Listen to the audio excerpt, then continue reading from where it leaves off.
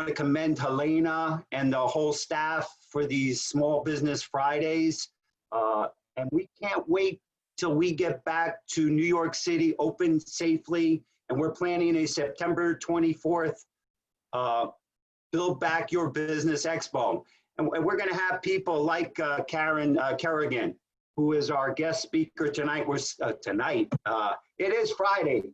It is Friday. It's so later. You're going to say a few words, Helena? Well, I just wanted to say hi to everyone. For introducing myself. I'm the executive director with Greater New York Chamber, and so excited to have Karen here to go over. We have been listening to you about the PPPs and all the questions you have about that. So we're going to try and answer it.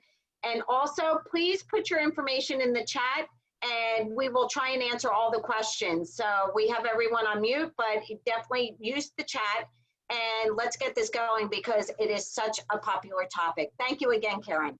You bet. Yeah, and again, I'm getting to know Karen, and we're going to invite you back to work together because you and Helena have a chemistry, a very powerful chemistry that will help small businesses and entrepreneurship. And we were talking earlier about what a skill entrepreneurship is. You watch it on Shark Tank, and groups like ours see the successes every day and the strength of New York labor. Right now, we're working on a big issue. I'll just briefly introduce it, the labor cost.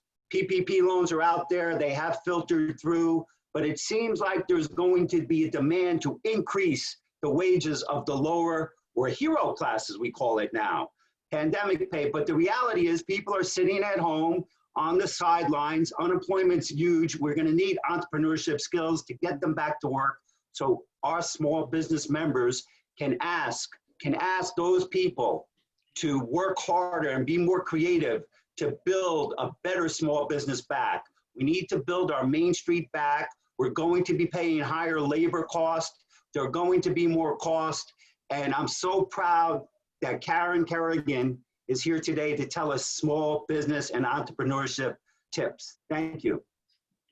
Well, it's so great to be here, Mark, with you and Elena. And I think we have that chemistry because I'm a product of Queens and Long Island and a New Yorker. You know, my parents and grandparents lived there. My grandmother grew up in Hell's Kitchen when it was really Hell's Kitchen, and then moved out to the island. And then I moved up to upstate New York in my formative years from 6th grade on. So born, raised, and schooled in New York. And you're right. Nothing wrong with that. Yeah. I love New York, as our governor says. We're New York tough, we're New York smart, and now we're going to be New York entrepreneurship savvy. That's absolutely right. And you know, and I know that first, let me say to all your members out there, I know this has been a really tough slog. We have 100,000 members throughout the country, and I've been hearing you know, all the small business stories, and you know, some of the heartbreak, but also a lot of the confidence, optimism, innovation, pivoting, grinding it out.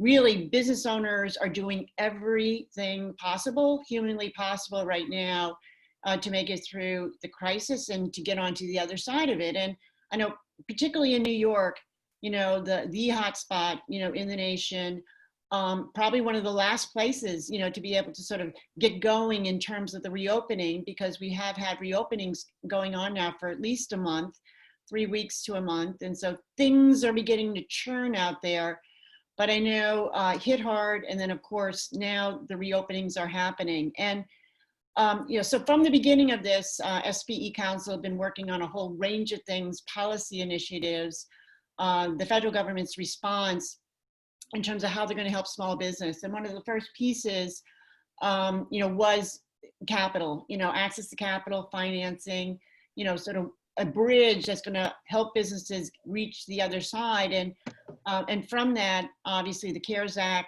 the PPP program, the economic injury disaster loans, all of that sort of came to be. And who knew that at the beginning of January, I would sort of become a PPP expert. I thought we would be working on other things, Mark, you know, as the economy was moving along, but here we are. And, you know, it wasn't soon after that the PPP was signed into law that we knew that there was going to be immediate shortcomings in that. given some of the guidelines that came out from the Treasury and the SBA, given what we were seeing, we're already extended shutdown periods through June, and we quickly knew that this would be outdated, restrictive, and it would be a problem for a lot of small businesses out there. And look, we know the EIDL program has its own problems, and we're working to fix some of that and maybe sort of get that retooled so that when small businesses applied for an amount that they were going to apply for, it was, you know, even if it was above this $150,000 magic number now that many small businesses are getting, even though they may have applied for larger than that, we're still working on that, even though the PPP program has sort of come front and center. So, you know, there was the first tranche, went very quickly. We advocated for getting FinTech involved, the Intuits, the PayPals of the world engaged with that program because we knew they could deploy capital much more quickly. They have millions of small businesses among them. And once they came on board, we started seeing that happening. Some of the more Main Street businesses getting the loans that they needed, the lower size loans, because of the involvement in FinTech. And now we're at the second tranche, and there's money, it didn't go as quickly as the first tranche, and there's money sitting there right now. And we know because it is because of a lot of the restrictions in the program, which I'm sure many of your members are feeling right now in terms of the 8-week forgiveness window, the 75-25 rule, the June 30th covered period, which is outdated. So from the beginning, we've been pushing for legislation. Last week, there was the $3 trillion House package that passed. It included a lot of the good reforms that we asked for, getting rid of the 75-25 rule, extending the 8-week loan forgiveness window to 24 weeks, moving the covered period to the end of the year, and some of the other pieces. But that big $3 trillion package was going nowhere in the Senate. So this week, and actually yesterday, the House did vote on a bill, the Paycheck Protection Flexibility Act, 2 freshmen, a Republican and a Democrat. This bill passed the House 417-1. So it was a pretty massive support for this bill, which does a number of the things that we think address the problems of your members and our members and what we're hearing from small businesses throughout the country. So that 8-week window is extended to 24 weeks. Unfortunately, that 75-25 rule, we didn't get rid of, but it's moved to 60-40. However, there's other pieces in the legislation that I think are really going to be helpful for small businesses. One is that given that small businesses are up against sort of this unemployment insurance piece here, where many of their employees, former employees, workers are getting paid, you know, more in unemployment than they would be at their job. What this new bill does is say, look, you know, if you cannot bring employees back, if you made a good faith effort to do so, if you could document that, you're not going to be penalized that. You'll still get forgiveness for whatever you took out, you know, on the PPP loan on the payroll side. And then there really is a safe harbor for businesses through the end of the year, actually, that if they're working to hire people beyond the 24-week window through the end of the year, they can't bring them back. That, you know, again, they're, you know, the proportional piece, that they're not going to be penalized for that. So we think that helps a lot of small businesses. And I know, particularly in New York, as I said, this 8-week window, very, very restrictive, unrealistic, not practical, you know, given the fact that the economy hasn't even reopened up back in New York. And it's just reopening in other places. Demand, you know, is not going to match bringing employees back. So that's why this bill is called the Paycheck Protection Flexibility Act, because it provides, you know, that type of flexibility. Is it perfect? Did we get everything we wanted to? No, we're still going to be pushing to get rid of that 75-25, now 60-40 rule in the House. But here's the other side of that. On the Senate, they were pushing their own version of the bill. And Senator Rubio from Florida, who is the chair of the Senate Small Business and Entrepreneurship Committee over on the Senate side, you know, he wasn't nice. He just said, this is dead on arrival. He wasn't like, oh, okay, there's technical fixes, we can work with this.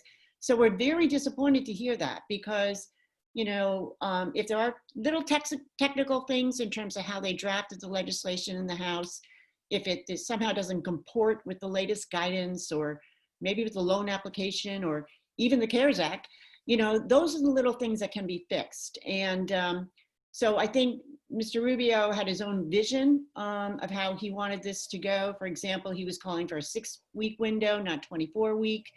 It said nothing in regard to the 75-25 rule. He wanted to include PPE expenses as part of a forgivable expense. We support that. We think that's a good idea.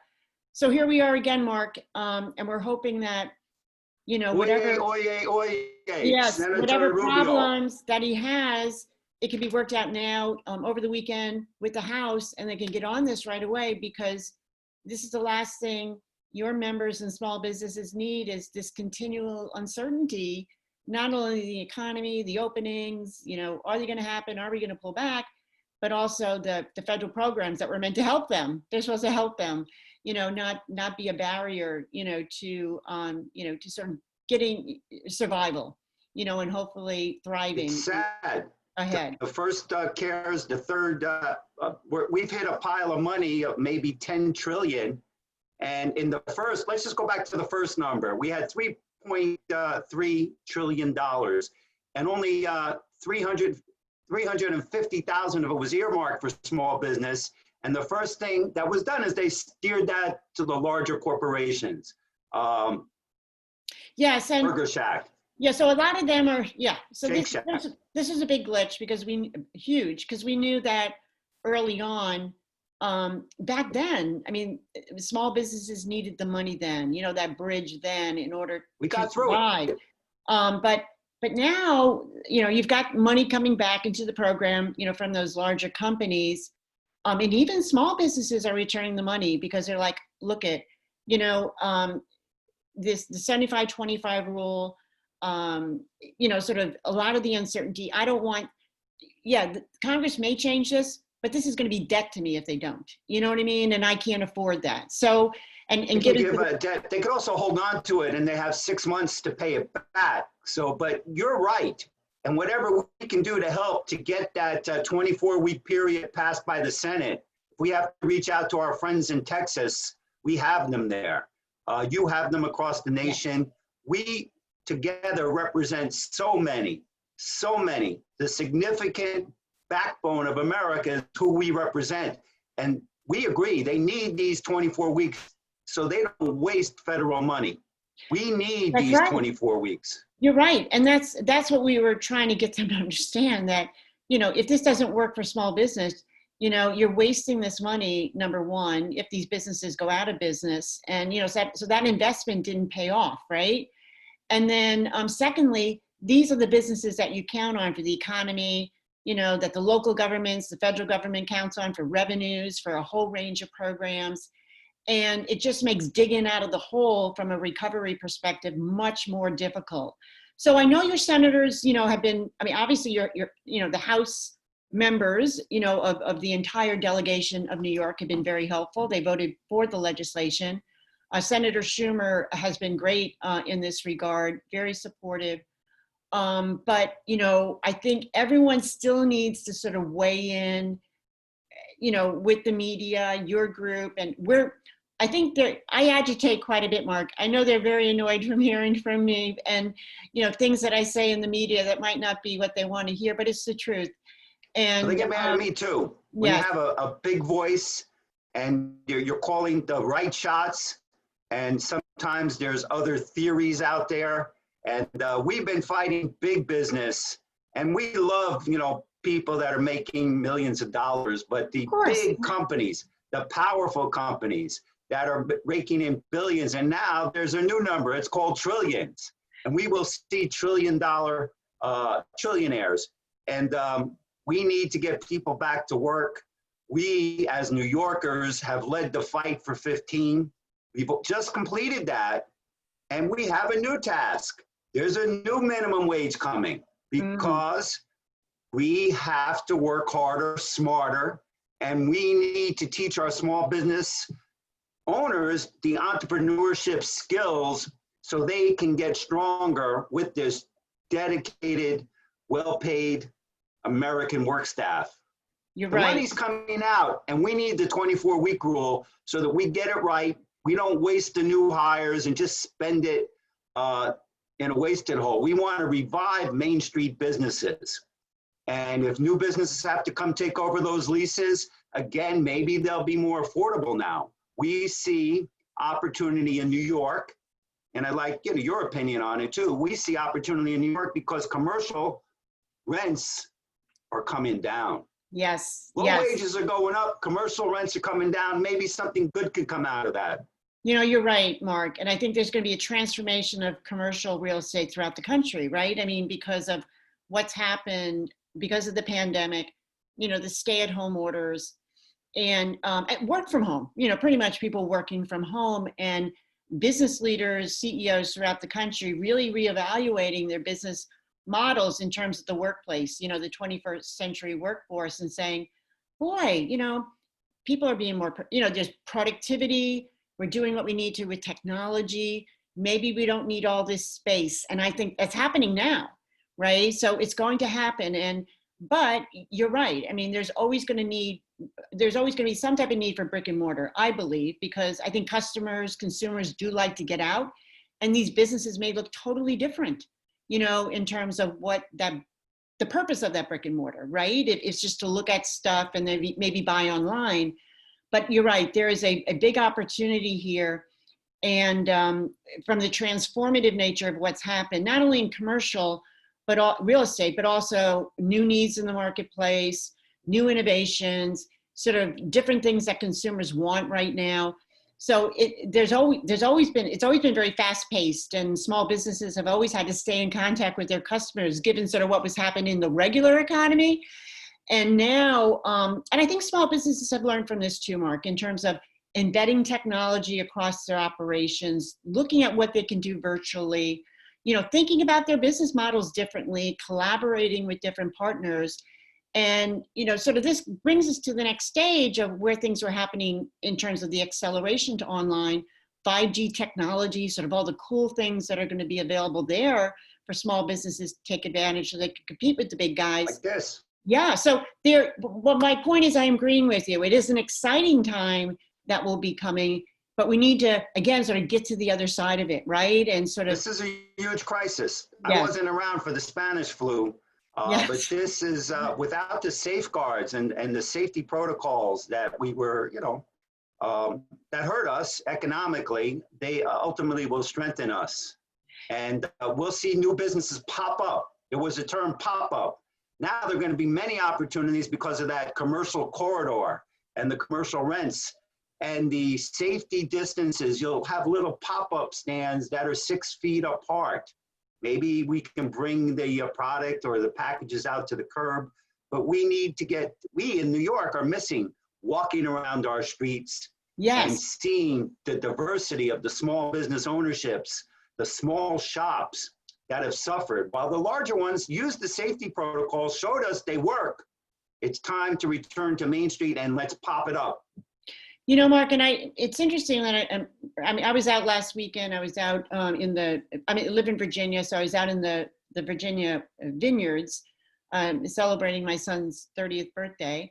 And wow. Just looking at sort of how those businesses have already transformed in terms of, you know, if you go to a restaurant or any place, right? I mean, they're giving you a menu, but now it's all about, well, just go to the menu online, you know, sort of see if all these changes that could potentially save businesses a lot of money too, right? When you think about sort of all the money that goes into menus and this and that. So, I mean, just like little pieces like that. Let me also just say this, Mark, on our website, sbecouncil.org, we're going to be posting a few things this weekend. One on the Main Street lending program from the Fed. We're studying that now to see if that's an opportunity, how big of an opportunity that actually is for small businesses. And then secondly, you know, we led the effort for equity and debt-based crowdfunding during the Obama years. The President Obama was very supportive of that. And now the SEC has Securities and Exchange Commission has moved forward with some temporary conditional rules that make it easier for small businesses to raise $250,000 in debt or equity crowdfunding. They can use platforms out there who are members of SBE Council, but in a faster, cheaper, affordable, and more streamlined way. And this is sort of a little bit of an experiment the SEC is doing in response to COVID-19. So this weekend, we're reposting a webinar on our website on how small businesses can use the platforms. You know, if they don't want to go PPP route, if they want to just go to their social network, their friends, their family, their customers, you know, to raise equity or debt from them, you know, support their businesses. We're going to have all that information on our website this weekend. But there's alternatives out there besides PPP and EIDL. That was the point that I wanted to make. Only the strong survive. Yes. So, or the innovative, or the ones that are willing. Yes. You're just a wealth of knowledge, and your organization is doing great things. And a strong voice, and New York needs a friend and a strong voice in Washington, because we've been treated unfairly, taking away our tax. We pay more in. It's a simple fact. Our governor repeats it every day. It's true. We pay our fair share in. We pay our fair share to the federal government, and we want a strong voice there. And you're right about the 24-hour rule. You're right about the smaller businesses being able to apply to a fund, call it the Main Street Fund, the debt equity that you talked about, debt equity, crowdfunding successful.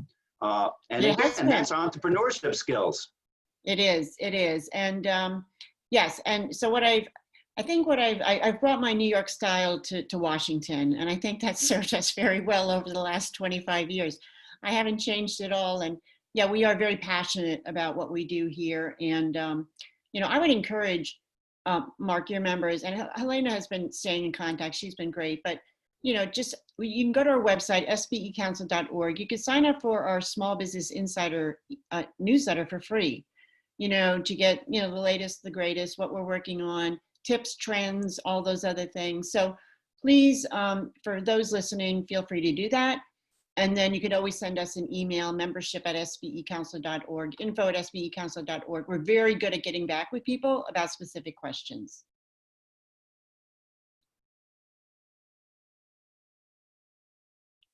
Oops. I was just looking to the chat to see if there are any questions coming in. But you said that the Senate is being reluctant. The House has already been progressive, and they realize smart. You know, small businesses don't just need to dump the money. They need to wait until the crisis is over, and they need to spend the money wisely. Helena has some questions here in the chat. Yeah. Let's take one now. Can you also address the relationship between the EIDL advance and your PPP loan? Does it count towards your PPP loan, or do you have to take it out of the EIDL loan? Okay, so the question is what now? I'm sorry, the EIDL advance? The EIDL advance and the PPP loan. So they want to know, if they got an EIDL advance, does it go against the PPP loan? I don't know if it necessarily. They had to use it if they got an advance, they had to report it as part of the money towards their PPP. Do you know the status of that? Well, yeah, I mean, the two programs were meant to work together, and I know those EIDL advances were far less than what people expected. It was supposed to be 10,000, then they made it per employee. You know, that was disappointing, but if you received an EIDL advance, you know, which is a grant, pretty much, I mean, that has to be subtracted, you know, from the forgiveness amount, because you can't do sort of double forgiveness. So that's always been in the CARES Act legislation, that the grant itself, if you move your EIDL grant into a PPP loan, you're working together, that actually, you know, is something that is, you know, subtracted. You know, you take that out of the PPP part as being a forgivable piece. We have another question. If retooling my business to address the COVID-19 situation, I need to update, I need to update a home laptop, computers for employees, and upgrade cell phones. Are these and other retooling expenses covered? Under PPP? I would assume it's PPP. No, and we're working, see, and that's what we're doing, what we're working on. We're working to include more of those technology-related expenses in PPP. And so we've been working on that for about 4 weeks right now, and just saying, look, there's other things that we need to include in forgivable expenses. One is PPE, right? I mean, all the, all of that protection, personal protection equipment and things like that, that it's essential. Those are essential expenses, and they should be included as a forgivable expense. Second has been technology. As the way that a lot of businesses have been able to survive is they've moved to technology. They've moved to, the platforms, right? To make payroll, to do e-commerce, to communicate, collaborate, all those other things. And so we are also working very hard on that to make sure that those type of expenses can be included as forgivable expenses in PPP, because that's, again, one of the only ways that small businesses have been able to withstand, survive, and move to the other side of this. I mean, and get these people back on the payroll. And yes, and so being online, collaborating, and using the platform-based economy, an e-commerce store is just as important as rent or utilities at this point in time, and that's included as a forgivable expense. So we're trying to make that connection, and we are working hard on that. Well, it is a utility of the business. You can't survive without a strong internet connection, and phones are utilities. So this, again, is common sense. And the only thing holding us up is the Senate vote, and the president has to sign this, or is that how it works? Yes. Yeah, that's how it works. And we thought it was going to be a lot easier, Mark, than it has been. But just to clarify that, your cost of the internet is something that's forgivable, that sort of internet connection. But it's all the other things, business software to do payroll. I mean, if your payroll is covered as a forgivable expense, and also to those other things, why isn't the cost of administering that payroll, right, through a platform? And that's why we're making those changes. But you're right. I mean, you've got significant ones made. The 24-week rule, I would think, is the strongest one. Well, that I agree, Mark. People are getting their idle money. They are getting their idle money. Good. It's a loan. Yes. But again, I think with the entrepreneurship skills that you teach and we cherish here at the Greater New York Chamber of Commerce, if we can get our businesses back to work in 24 weeks, they will need to hire payroll back. The restaurants that have been smart and survived and did takeout and cut down their menu cost and ordered correctly and were creative and used their social media skills, they will survive. They can bring back their workforce. With 24 weeks, we can be open and have a great fall because we have been safe and smart about this. Yeah. So yeah, I mean, the 24-week rule combined again with that safe harbor, through the year end, which is like if you cannot, there's to use, but then there's that safe harbor to the end of the year that if you don't get up to that FTE, if you're trying to rehire, you're not going to be penalized for that. So those work together very nicely, and those would be perfect for all types of businesses. But you're right, particularly New York, where, sort of the reopening and the revamp is just going to be, it's been behind the rest of the country. And obviously, because New York has been hard hit. So yes, all those, so we're going to get the Senate to act very quickly. They're going to hear from us. They have heard from us already today, Mark. Trust me. You can add our voice to it. I don't know. Maybe we should send Helena down to Washington. Oh, yes. And add her voice. I think she went to college there. And they did a good job teaching her international public affairs and public relations. And as you know, the Greater New York Chamber of Commerce has helped its entrepreneurs export globally. Quick little story is we're all concerned about China. Have they been helping us, taking too much money? Have they been selfish? Well, when we went to China, the Greater New York Chamber of Commerce was proud to go on a trip with Gary Locke, Obama's Secretary of State, and the mission there, led by the Chamber and its member groups, was to bring investment back to New York, not the other way around, not what the larger top of the line people do, take jobs out of America.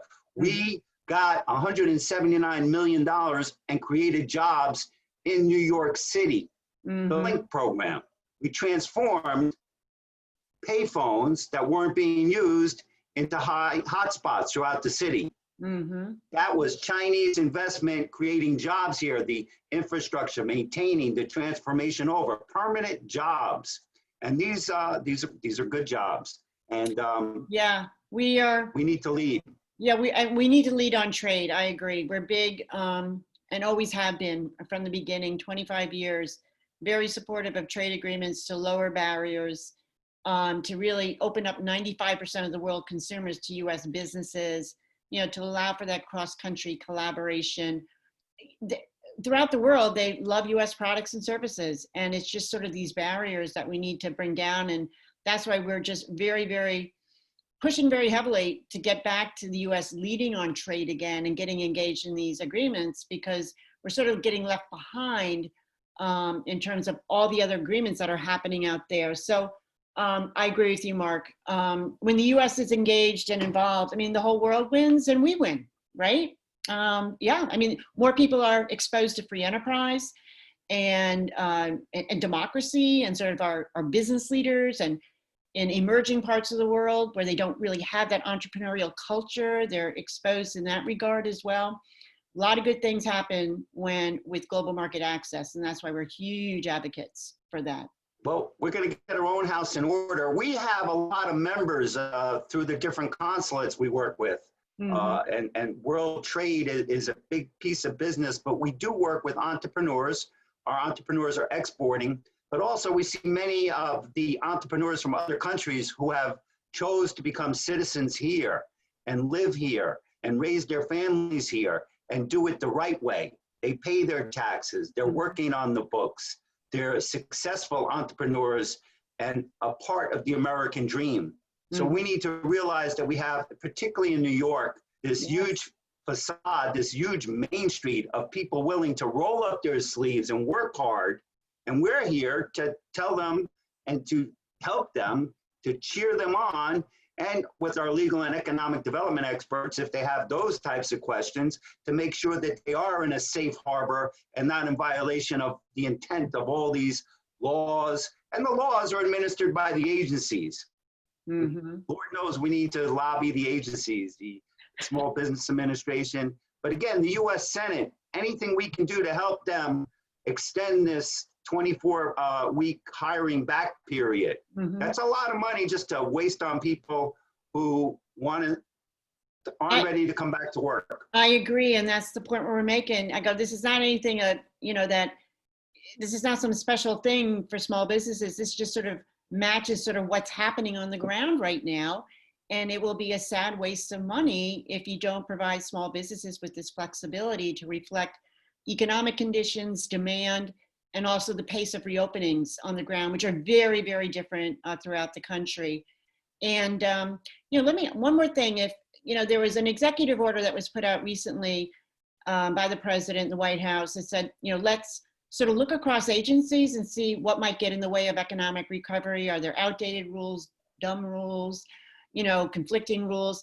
If any of your members have any ideas for, sort of lowering red tape and regulation, and whether it's EPA, DOL, the alphabet soup of federal agencies, we want to hear those, because we're very engaged on the regulatory front with all the agencies, giving them ideas all the time. And that's how the SEC, these new rules came out on, let's expedite, let's sort of test something here with small businesses and debt and equity crowdfunding, and they listen to us, and they're doing this. So that's how it works. Yes, and so if any of your members have any ideas, please send them our way, because, we don't want extra burdens and costs on small businesses as they try to recover, in this very difficult period.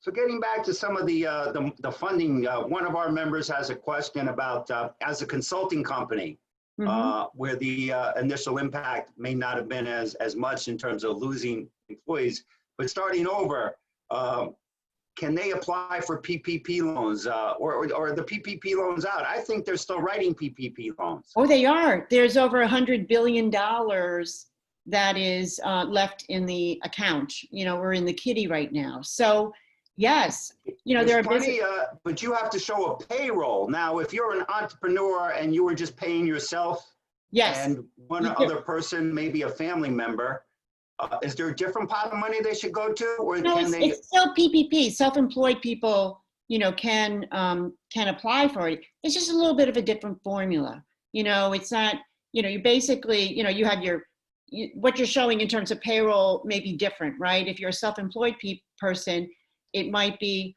well, here's all the income that we had over the course of the year. Here's all the expenses.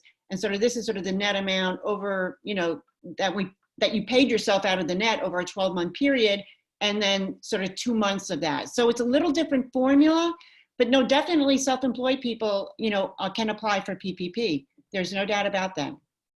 You're right, people are applying later because maybe they weren't hit earlier on. There wasn't that immediate shutdown effect where business went away. They didn't notice it right away.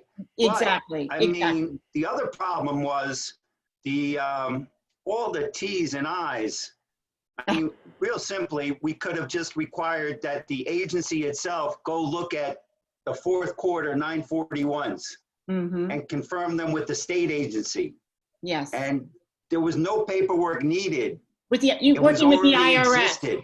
You're right, working with the IRS to do that is what you're saying, right? No.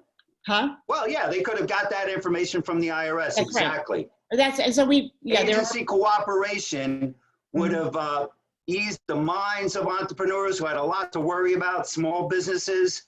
The time they spent, the time that was spent, again, it looked like a redirection.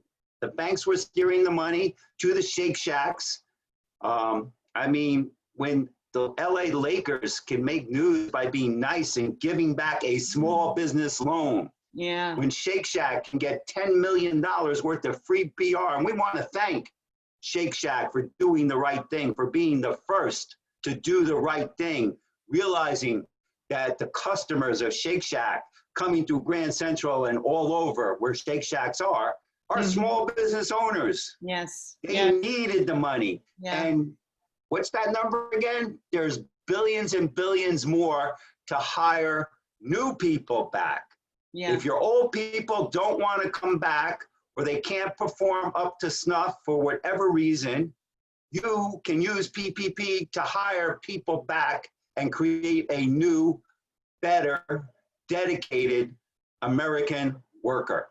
That's right, Mark, absolutely. And again, just having that documentation, that they wouldn't come back.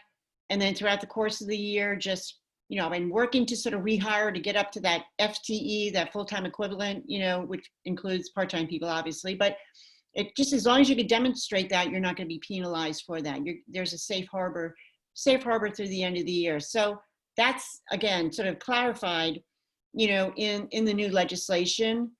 There was a rule put out, by the SBE and Treasury that said, if you can't bring people back, you're not going to be penalized, again, within this window period. But now there's been a safe harbor extended through the end of the year. So, there's been some other added protections and benefits for small businesses that match, again, the situation on the ground, economic conditions, where the governments are in reopening, demand, all of that. So listen, we have a typical entrepreneur. By the way, these are Shark Tank numbers. I watch Shark Tank. I've watched too much TV sitting in my house, and I can't wait to start going back to work, wondering. I am actually scared about hopping on the Metro North because but we will wear masks. We will probably have less density on the car by having more cars. There'll be opportunities in every. Right, Mark, but also there will be a significant number of people that will still be working at home until like August, September, even later, right? So it's going to be interesting. Well, hear that. That's exactly the new American worker we were talking about. They'll be better rested because they don't have to come into the city every day. It's commercial landlords, your rents are going down. Residential is going to be strong, and people will still be able to come in, reduce the density in the transit, but yet get things done with tools like this. Tools like what I think we're using Zoom, but we're getting the information out. I believe every week we have a virtual cocktail networking reception. You have to bring your own beverage, and we have a coffee. I mean, I'm drinking too much coffee too. Yes, and I love that. I love it. It's like the next round is on me, Mark. Oh, well, the next We've been one, talking and you to don't our have to pay restaurant for it. owners. Huh? Excuse me? We've been talking to our restaurant owners in the city, and what a perfect time to start reopening. We have less crowds because of the traditional summer lull. People have made an exodus early. They're at their summer homes. We need people to start coming back to Manhattan from the outer boroughs, where, you know, to get out, but be safe, wear your mask. The governor, you know, has Chris Rock telling you, don't be macho, wear your mask and get tested. But the streets will be open. People were looking to use them more with seating outside to get those agencies to cooperate with the small business owner, not penalize them as they slowly open up safely with social distancing in effect. That's We're happening. really looking forward to it. Yeah, and that's happening everywhere, Mark. I mean, even in small towns where there's red tape and zoning and all of that, in suburban, exurban areas, it's the same thing. I mean, but I think towns realize, you know, and local governments, we need these businesses to survive if we're gonna have services. If we need the revenues to pay for services. So there is this period of a lot of innovation right now in terms of opening up the sidewalks, opening up the streets, and maybe having, like, you know, the plaza, you know, sort of piazza type of situation. And so I really, it's sort of a new, I'm seeing so much collaboration between government and private sector business right now. I think that's one of the very positive things that have come out of this, because now government officials really understand business more, right? And that they need to listen to businesses more in order to innovate and to allow more of them to flourish and to encourage more entrepreneurship. So that's one of the silver linings in this crisis. Better public-private partnerships and understanding of who pays the taxes, who creates the jobs. That's right. And that's our entrepreneurs, our small businesses, and new startups that will be coming. We appreciate, do we have time for one more question? We have to do, I have a seminar at 1. So I know Helena will go through all these online questions, and we'll share the chat, or the better questions we'll get out to you. Oh, yes, I'm sure we'll do some follow-up work. We need to work together to make sure in Congress that we finish what you started and extend those timeframes to use the PPP loan money. And whatever we can do to help, we're there for you. Mark, thank you. You guys have been fantastic. I look forward to doing this in person in the near future soon.